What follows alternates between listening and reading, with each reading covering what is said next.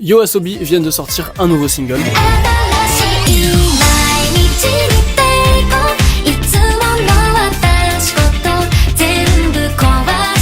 Et c'est l'occasion, je trouve, de voir si vous connaissiez bien le groupe, dans le sens où en fait à la base, le groupe il a été créé pour mettre en musique des nouvelles. Vraiment premier degré, dites-moi si vous saviez ça, moi ça m'intéresse. Et du coup oui, l'histoire est rigolote en fait, parce qu'il y a quelques années, il y a monogatari.com, qui est en fait un réseau social / site internet qui publie régulièrement des nouvelles et des trucs de littérature, en faisant des petits concours, des petites remises de prix, des trucs comme ça, qui cherchaient un peu à développer leur communication et à trouver d'autres manières de faire la promotion et de récompenser certaines œuvres que de faire des romans ou des animés. Ça c'est un peu le truc classique, transformer une nouvelle en roman ou transformer une nouvelle en animé. Et du coup le patron il s'est dit attends, pourquoi pas en transformer en musique, ce serait stylé ça. Et du coup pour ça il a contacté Ayase, qui est du coup chanteur à la base, lui dans un groupe de rock, mais aussi super bon compositeur, producteur, etc. Bref, vraiment le gars sait tout faire, et si vous connaissez YOASOBI maintenant vous le saviez très bien.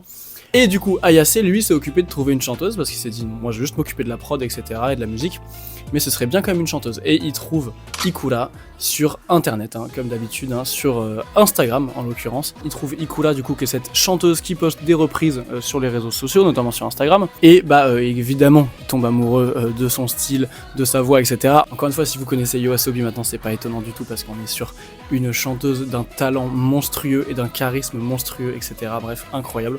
Et c'est comme ça que le duo est né. Donc voilà, à la base pour cette commande pour ce site de littérature et de nouvelles. Et le duo, franchement, je pense qu'il n'y a pas beaucoup d'exemples comme ça. C'est-à-dire que ce duo, en fait, fonctionne à merveille. On est sur deux humains incroyablement puissants artistiquement. Et dès leur premier single, Yoru Nikakeru, que vous connaissez sûrement, c'est l'explosion en notoriété, ça donne ça.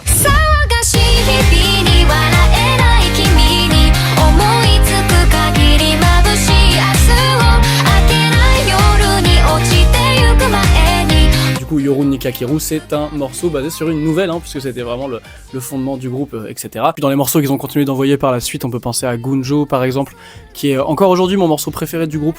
Et d'ailleurs, je vous conseille particulièrement la version de First Take, qui est une chaîne YouTube de live au Japon.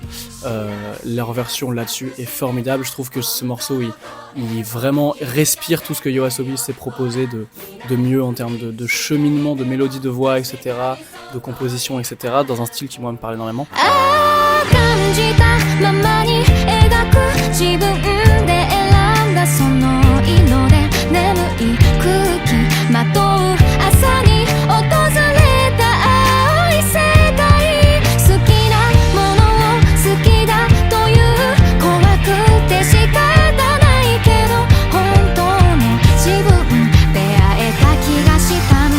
Puis plus récemment, on peut penser à l'opening de Beastars, moi je les ai connus comme ça, ou encore plus récemment à Idol, le morceau qui a figuré comme premier opening pour Oshinoko.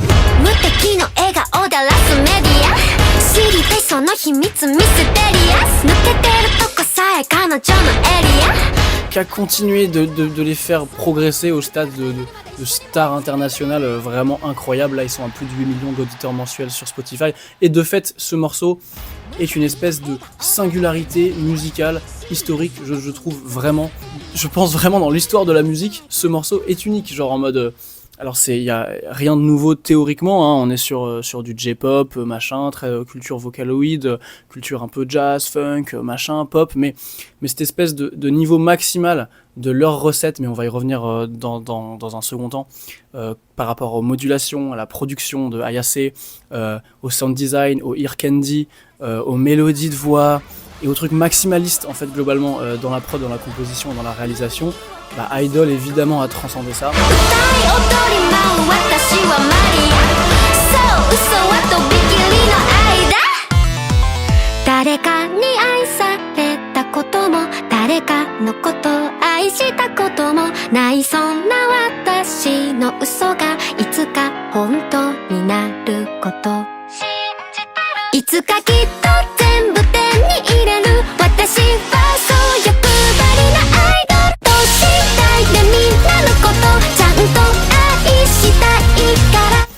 Et c'est clairement mérité que cette track ait eu un succès immense. Donc bref, voilà, single après single, ils ont transformé l'essai.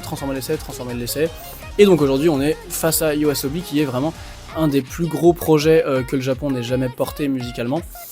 Et de fait, ça se transforme aussi dans les lives.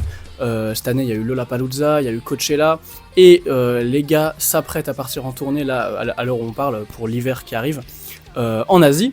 Et il s'avère que c'est simplement, ni plus ni moins, que la plus grosse tournée des stades qu'un artiste japonais n'a jamais faite. Voilà, donc on parle de YOASOBI, on parle quand même d'un projet de cette ampleur-là, hein. C'est-à-dire que le truc redistribue les cartes en termes de notoriété et de pouvoir du J-pop, globalement, de la J-pop, autour du monde, et c'est assez historique en vrai ce qui se passe avec ce groupe. Et pour revenir du coup sur NewMe, donc le dernier single, parlons un petit peu de ce qu'il apporte musicalement en termes de production et de style musical, vu qu'on a commencé un petit peu à aborder ce sujet-là. C'est clairement ce à quoi le groupe nous a habitués, à savoir un truc ultra J-pop, influencé jazz, funk, avec des cocottes de guitare, de piano un peu partout, une drum ultra funky qui groove, etc. Avec évidemment 1 milliard de ear candy et de petits bonbons qui se baladent partout en termes de sound design et de petites contre-mélodies, etc. Ça c'est vraiment... le Japon globalement a un rapport au maximalisme dans la musique, mais c'est encore plus le cas en tout cas dans ce style-là avec YOASOBI, pour ce côté vraiment voilà bonbon, petit truc qui se balade un peu constamment. Et d'ailleurs il y a un côté Vocaloid un peu constant et sous-jacent dans les prods de YOASOBI, ce qui est pas étonnant du tout, déjà parce que c'est une énorme culture importante au Japon, et surtout parce qu'en fait en l'occurrence Ayase a été producteur Vocaloid pendant un moment. Il a bossé sur du Vocaloid avec les voix de Miku, et il a fait des prods Vocaloid, etc. Et ça se sent dans les compos du groupe, même s'ils vont un peu plus chercher plein d'autres influences, dans la pop un peu plus traditionnelle, plus occidentale parfois, dans le rock, etc. Mais voilà, tu sens un petit peu cette manière de créer des prods un peu constantes et sous-jacentes. Et puis je trouve qu'on n'a pas assez parlé dans cette vidéo de la voix de Ikura en fait, qui est clairement un des gimmicks, si ce n'est le gimmick, je pense pour la plupart des gens, le plus reconnaissable et en fait important de YOASOBI, à savoir cette voix puissante, maximaliste, et surtout ces chemins de mélodie, ces top lines globales qui sont toujours extrêmement aventureuses, extrêmement vallonnées. Tout à l'heure quand je parlais de Gunjo, qui était mon morceau préféré, vraiment moi c'est ça qui me marque avec ce morceau, c'est vraiment ce côté on t'emmène en haut, puis on te ramène en bas, puis on te ramène en haut, des intervalles, des gaps d'intervalles un peu surprenants, etc. Puis évidemment une tessiture énorme, mais le tout toujours dans un côté super musical et cohérent, en mode le propos est toujours servi, ça fait jamais show-off de gap de mélodie pour rien.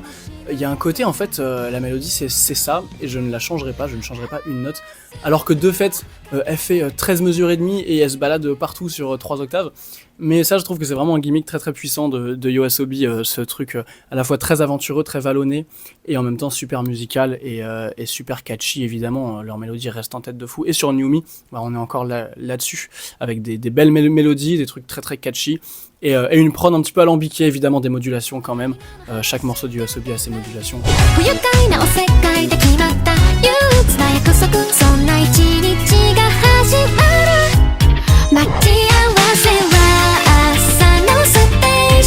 Donc en gros des changements de tonalité, on passe d'une tonalité à une autre en changeant du coup les notes utilisées, donc ça nous amène encore ailleurs, etc.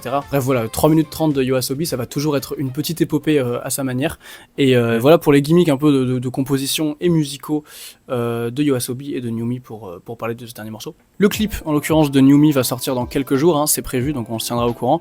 Et en ce qui concerne la suite globale du groupe, on a parlé de leur tournée asiatique qui arrive dans les prochains jours, et je pense que l'été prochain ce sera peut-être en Europe, il y a déjà une date qui est annoncée en Espagne pour un festival, donc peut-être qu'on s'y verra en live l'été prochain, en tout cas en 2025 il y aura sûrement un petit spot à Paris ou en France, on verra. En tout cas longue vie à YOASOBI, j'espère que cette petite vidéo vous a plu, allez écouter NewMe, de notre côté abonnez-vous à cette chaîne si vous aimez ce genre de petites pastilles, chroniques, que sais-je, musicales, etc.